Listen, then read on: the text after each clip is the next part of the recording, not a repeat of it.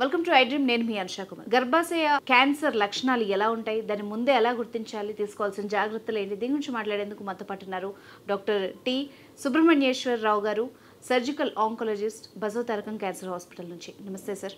నమస్తే. అసలు స్త్రీలలో ఎలాంటి లక్షణాలు కనిపిస్తే గర్భాశయ క్యాన్సర్ ఉన్నట్టు, అదేవిధంగా దీనికి మెయిన్ కాజ్ ఏంటి రావడానికి?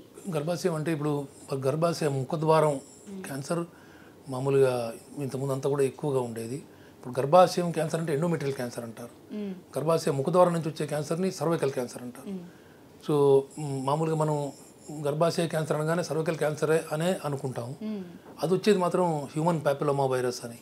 ఒకప్పుడు ఏంటంటే ఇవన్నీ ల్యాక్ ఆఫ్ హైజీన్ అనో లేకపోతే ఏదో మామూలుగా తెలవని కారణంతో వస్తుంది అనుకునేవాళ్ళం.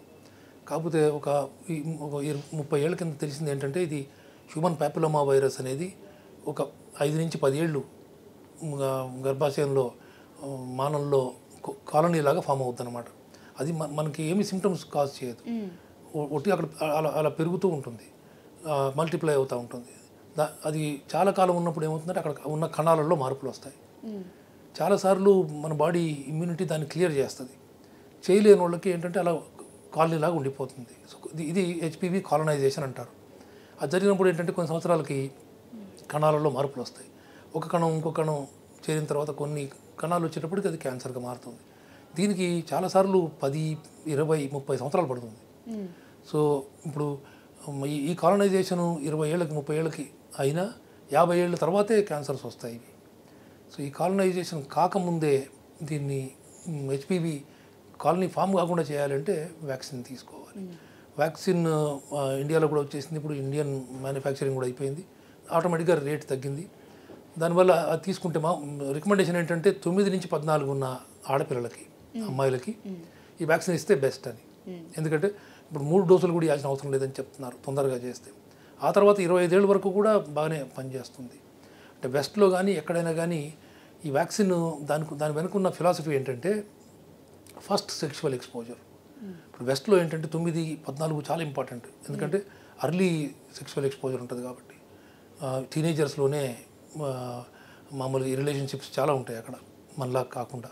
ఇంత ట్రెడిషను, ఇంత ఆర్థోడాక్స్ ఫ్యామిలీస్ ఉండవు అక్కడ. కాబట్టి ఏదేమైనా 9 నుంచి 14 వరకు చేసినప్పుడు ఏంటంటే ఆ ఇమ్యూనిటీ, యాంటీబాడీస్ అంటారు.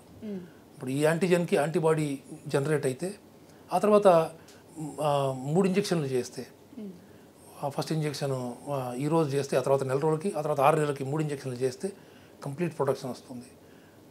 ఒక 7 నుంచి 10 సంవత్సరాల తర్వాత మళ్ళీ యాంటీబాడీస్ ఏమైనా తగ్గితే ఇంకొక ఇంజెక్షన్ బూస్టర్, అది హెపటైటిస్, మిగిలిన వ్యాక్సిన్స్ లాగానే బూస్టర్ కూడా కొంతమందికి అవసరం పడవచ్చు. సో ఇది చేసినందువల్ల ఏమవుతుందంటే అది కాలనీ ఫామ్ కాకుండానే ముందు హెచ్పివి ఎక్స్పోజర్ కావచ్చు, అయినా కానీ అది బాడీలో ఉండదు, బాడీ రిజెక్ట్ చేస్తుంది దాన్ని. అట్లా జరిగినప్పుడు ఈ క్యాన్సర్ని పూర్తిగా ప్రివెంట్ చేయవచ్చు.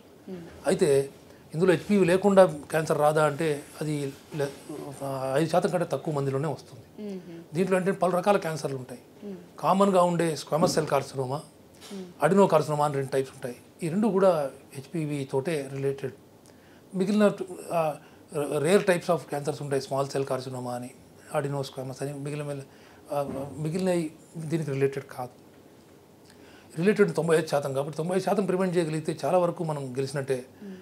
అండ్ ఇప్పుడు మనకి రేట్ తగ్గుతున్న ఈ వ్యాక్సిన్కి ప్రతి అమ్మాయి తీసుకోగలిగితే తప్పకుండా పోలియో వ్యాధిని ఎంతో ఎంతో భయంకరమైన వ్యాధి, ఎంతోమందికి కాళ్ళు పడిపోయి తర్వాత పారాలిసిస్ లాగా వచ్చి చాలామంది అటాక్ వచ్చినప్పుడు చనిపోయి మిగిలిన వాళ్ళు సిగ్నిఫికెంట్ ఫిజికల్ ఛాలెంజెస్తో బతకాల్సిన అవసరం వచ్చేది. ఈరోజు పోలియో లేదు. అలాగే హెచ్పివి వ్యాక్సినేషన్ చేస్తే అట్లీస్ట్ 90% సర్వైకల్ క్యాన్సర్ తగ్గిపోతే అదొక మేజర్ హెల్త్ ప్రాబ్లం లాగా కాకుండా మనకి ఒక రిలీఫ్ దొరికే అవకాశం ఉంటుంది. ఎస్పెషలీ గవర్నమెంట్ ఎంతో డబ్బులు ట్రీట్మెంట్ మీద ఖర్చు పెడుతుంది. అంటే ఒక ముందు ఒక 20 ఏళ్ళు అహెడ్ ప్లాన్ చేయగలిగితే ఇప్పుడు మనం వ్యాక్సిన్ మీద ఖర్చు పెడితే ఆ తర్వాత ఈ వ్యాధి ట్రీట్మెంట్ మీద దానికి అవసరమైన 20 కోట్లు 30 కోట్లు రేడియేషన్ మెషిన్స్ మీద, కీమోథెరపీ మీద ఖర్చుతో కూడుకునే ఆపరేషన్లు ఏం అవసరం ఉండదు. సో గవర్నమెంట్ అయినా మెడికల్ ప్రొఫెషన్ అయినా ఈ లాంగ్ టర్మ్ ప్లానింగ్ ఉంటే ఇది ప్రివెంట్ చేయవచ్చు. మెయిన్గా అసలు మీ దగ్గరకు వచ్చే పేషెంట్స్లో ఏజ్ వాళ్ళలో ఈ సర్వైకల్ క్యాన్సర్ బయటపడుతుంది డాక్టర్?